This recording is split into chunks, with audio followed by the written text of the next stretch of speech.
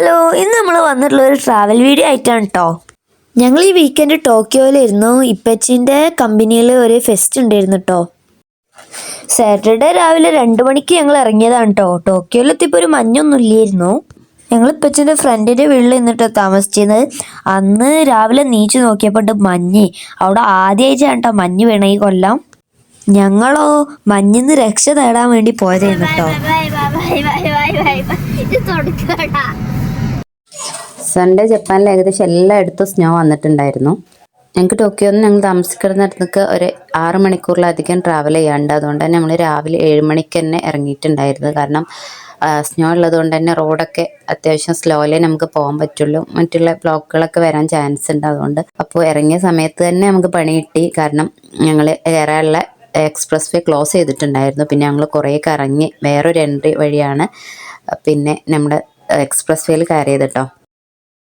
Snow ടൈമിൽ നമുക്ക് വേണ്ടത്ര സ്പീഡിൽ പോകാൻ പറ്റണതില്ല. കാരണം ക്ലീനിങ് ഒക്കെ ഇടയ്ക്കിടയ്ക്ക് നമുക്ക് അത്രയും സ്പീഡിൽ പോകുമ്പോൾ ആക്സിഡൻറ്റുകൾ കൂടാൻ ചാൻസ് ഉണ്ട്. അതുകൊണ്ട് തന്നെ എപ്പോഴും ക്ലീനിങ് ഇവിടെ ഉണ്ടായിരിക്കും. അപ്പം നമ്മൾ കയറി പാടെ തന്നെ ക്ലീനിങ് വെഹിക്കിൾ മുന്നിലുള്ളതുകൊണ്ട് നമുക്ക് ഭയങ്കര സ്ലോയിൽ തന്നെ ഇവിടെ പോകാൻ പറ്റിയിട്ടുണ്ടായിരുന്നുള്ളൂ.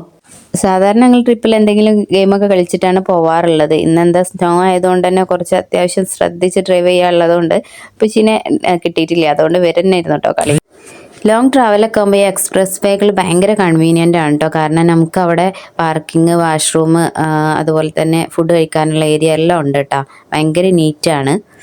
അതുപോലെ ജപ്പാനിൽ ഒരുപാട് മൗണ്ടെയിൻസ് ഉണ്ട്. അതുകൊണ്ട് ഇതിൻ്റെ ഇടയിൽ കൂടി എക്സ്പ്രസ് വേ ഉണ്ടാക്കിയിട്ടുണ്ടെങ്കിൽ ഭയങ്കര അടിപൊളിയായിട്ടാണ്. കാരണം ഇവർ മലകളൊന്നും ഇടിക്കാതെ അതിൻ്റെ ഉള്ളിലൂടെ ടണലുകൾ, ഇഷ്ടം പോലെ ടണലുകളുണ്ട്. നമുക്ക് ട്രാവൽ ചെയ്യാനായിട്ട് പല ടൈപ്പിലുള്ള ടണലുകളിലൂടെ. അത് ഭയങ്കര രസമാണ് കേട്ടോ.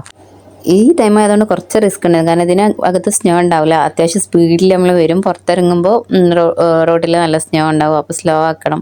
അതുപോലെ തന്നെ പുറത്ത് നല്ല -ഡിഗ്രിയിലായതുകൊണ്ട് നമ്മുടെ ഗ്ലാസ്സൊക്കെ കണ്ട ഫുള്ള് മൂടിയിട്ട് നമുക്കത് എത്ര ക്ലീൻ ചെയ്തിട്ട് റെഡി ആവണുണ്ടായിരുന്നില്ല. അപ്പോൾ നമ്മൾ അടുത്തുള്ള പാർക്കിങ്ങിൽ നിർത്തി നമുക്ക് ഫുഡ് കഴിക്കാനും സമയമായിട്ടുണ്ടായിരുന്നു.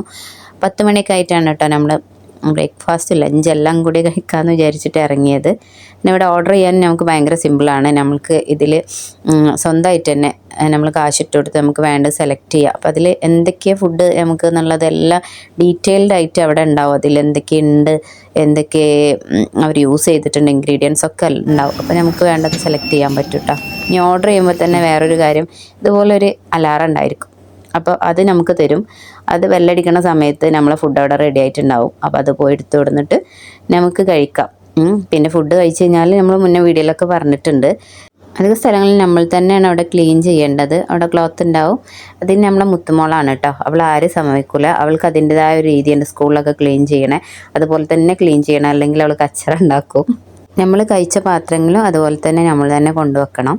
പിന്നെ ഇവിടെ കണ്ടിട്ടുള്ളൊരു പ്രത്യേകത, ഇങ്ങനെ ഒരു സ്റ്റാമ്പിങ് ഉണ്ടാവും എല്ലായിടത്തും. നമ്മൾ ഏതൊക്കെ സ്ഥലങ്ങൾ സന്ദർശിച്ചു എന്നറിയാൻ വേണ്ടിയിട്ട് നമുക്ക് അതിനൊരു സ്റ്റാമ്പ് ബുക്ക് ഉണ്ടാവും. കുട്ടികളുടെ അടുത്ത് അവർ കീപ്പ് ചെയ്യലുണ്ട് കേട്ടോ. അപ്പോൾ നമ്മൾ പോയ സ്ഥലങ്ങളൊക്കെ നമുക്ക് പിന്നെ ഓർക്കാൻ നല്ലതാണ്.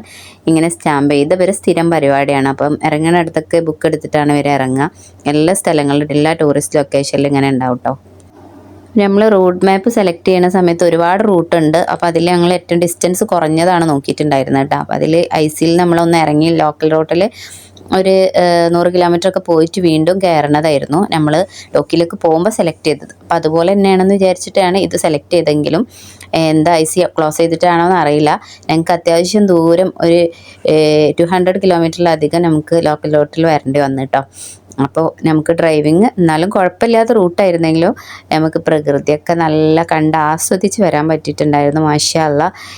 നോക്കുമ്പോൾ നമുക്ക് എന്താ പറയുക, ഫുൾ ബ്ലാക്കും വൈറ്റും ആയിട്ടുള്ള ഒരു സീനായിരുന്നു കേട്ടോ.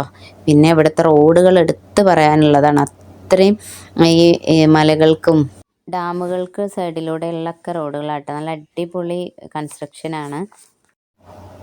പല ടൈപ്പ് ആർട്ടിഫിഷ്യൽ ആയാലും നാച്ചുറൽ ആയാലും ബ്യൂട്ടി നമുക്ക് ഈ ജപ്പാനിൽ യാത്ര ചെയ്യുമ്പോൾ കാണാൻ പറ്റും. മാഷാ അല്ലാഹ്, അൽഹംദുലില്ലാഹ്. നമ്മുടെ പ്രകൃതി ഒരുക്കിയ സൃഷ്ടാവിൻ്റെ സൃഷ്ടികൾ ഓരോ സീസണിലും ഓരോ തരം ബ്യൂട്ടിയാണ് കേട്ടോ. അവിടെ കൂടി സഞ്ചരിച്ച് നമുക്ക് കാണാൻ കഴിയുക. അടിപൊളിയാണ്. പിന്നെ പലരും ചോദിക്കുന്നതാണ് ഈ സ്നോയിലൂടെ പോകുമ്പോൾ വണ്ടി സ്ലിപ്പാവില്ലേ എന്നൊക്കെ. അപ്പോൾ നമ്മൾ ഈ വിൻ്റർ ടൈം ആകുമ്പോൾ ടയർ മാറ്റിയിരിക്കണമല്ലോ മസ്റ്റായിട്ട്. അപ്പോൾ ഒക്ടോബറൊക്കെ ആകുമ്പോഴത്തേക്ക് എല്ലാവരും കാറിൻ്റെ ടയർ മാറ്റും കേട്ടോ. അപ്പം നമ്മളെപ്പോഴും രണ്ട് സെറ്റ് ടയർ നമ്മൾ കീപ്പ് ചെയ്യും. അപ്പോൾ അതുകൊണ്ട് തന്നെ നമുക്ക് ഗ്രിപ്പ് ഉണ്ടാവുന്നത് കേട്ടോ. എന്നാലും ചില സ്ഥലങ്ങളിലൊക്കെ നമ്മൾ ഭയങ്കര കെയർഫുൾ ആയിട്ട് തന്നെ ഓടിക്കണം, കാരണം കട്ട പിടിച്ചു കഴിഞ്ഞാൽ സ്ലിപ്പാവാനുള്ള ചാൻസ് ഭയങ്കര കൂടുതലാണ്. അപ്പോൾ അതുകൊണ്ട് തന്നെ നമ്മൾ സ്പീഡ് കുറച്ച് ആണ് ഓടിക്കുന്നത്. സ്നോ ടൈമിൽ ഇങ്ങനെ നമ്മുടെ റോഡ് ക്ലീൻ ആക്കിയാണ് വണ്ടികൾ നല്ലോണം ഉണ്ടാവും. എങ്കിലും ഈ സ്നോ നല്ല കൂടുതലുള്ള റീജിയനാണ് നമ്മളെ സ്ഥലങ്ങളൊക്കെ. അപ്പോൾ അവിടെയൊക്കെ എന്താണെന്ന് വെച്ചാൽ അവർ എത്ര ക്ലീൻ ആക്കിയാലും അത് തിരിച്ച് വരുമ്പോഴത്തേക്ക് വീണ്ടും മൂടും. അപ്പോൾ അതുകൊണ്ട് തന്നെ അത്യാവശ്യം നല്ല സ്നോ ഉണ്ടായിരുന്നു. പുറത്ത് നല്ല -ഡിഗ്രി ആണെങ്കിലും നമുക്ക് വണ്ടീൻ്റെ ഉള്ളിൽ 23, 24 ഡിഗ്രിയിലൊക്കെ വണ്ടി ഓടിക്കണമായിരുന്നു. കാരണം അല്ലെങ്കിൽ വണ്ടി ഗ്ലാസ് കണ്ണ് കാണൂല. അതുകൊണ്ട് തന്നെ ഇവന്മാർ ചൂടെടുത്ത് എല്ലാ ഷർട്ടും ഡ്രസ്സൊക്കെ അയച്ച് ഉറങ്ങാൻ തുടങ്ങിയിട്ടുണ്ടായിരുന്നു.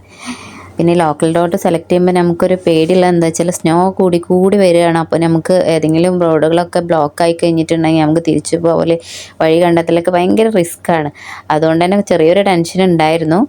വീട്ടിലേക്ക് എത്തുന്നതിൻ്റെ ഒരു 70 കിലോമീറ്റർ മുന്നൊക്കെയാണ് പിന്നെ നമ്മൾ IC കയറണുള്ളൂ കേട്ടോ. അപ്പോൾ ഇവിടെ എത്താനായപ്പോഴത്തേക്ക് സ്നോ കുറച്ച് കുറഞ്ഞിട്ടുണ്ടായിരുന്നു. നമ്മളെ വീടിനടുത്തൊക്കെ ഉള്ള നമ്മളെ സ്നോ ഒക്കെ അത്യാവശ്യം നല്ല കട്ടിയായി മാറിയിട്ടുണ്ടായിരുന്നു കേട്ടോ. സാധാരണ ഇവിടെ ഉണ്ടാകുന്ന സ്നോ എന്ന് പറഞ്ഞാൽ ഒരു സോപ്പ് പാത പോലെ ഭയങ്കര ഫോമി ആയിട്ട് നമ്മളെ തൊട്ടാൽ തന്നെ ഇങ്ങനെ താന്നു പോകും. പക്ഷേ ഇത് ഒരു വ്യത്യസ്തമായിട്ടുള്ള ഒരു ഗ്ലൂക്കോസ് പൊടി പോലെ ശരിക്ക് ഭയങ്കര പൗഡർ ആയിട്ടിട്ടാ. അതുകൊണ്ട് തന്നെ നമുക്ക് അതിൽ കൂടെ നടക്കുമ്പോൾ നല്ല കെയർ ആവണം. അത്രയും ഈ വർഷത്തെ ഹെവി സ്നോ ലാസ്റ്റ് സ്നോ ആണെന്ന് തോന്നുന്നു. ഭയങ്കര പൗഡർ ആയിട്ടാണ് ഉണ്ടായിരുന്നത്. വണ്ടിൻ്റെ അവസ്ഥ എന്ന് പറഞ്ഞാൽ അവനെ കുളിപ്പിച്ച് കുട്ടപ്പനാക്കണം. മൊത്തം ഫ്രീസ്, നമ്പർ പ്ലേറ്റ് പോലും കാണാത്ത അവസ്ഥയിൽ മുഴുവൻ മൂടിയിട്ടുണ്ടായിരുന്നു കേട്ടോ. അപ്പം ഞങ്ങൾ സ്നോ ട്രിപ്പ് അടിപൊളിയല്ലേന്നോ? നിങ്ങൾക്ക് ഇതിൽ ഇഷ്ടപ്പെട്ട കാര്യം കമൻറ്റ് ചെയ്യൂ. സബ്സ്ക്രൈബ് ചെയ്യാൻ മറക്കരുതേ. അപ്പം അടുത്ത വീഡിയോയിൽ കാണാം. Bye bye.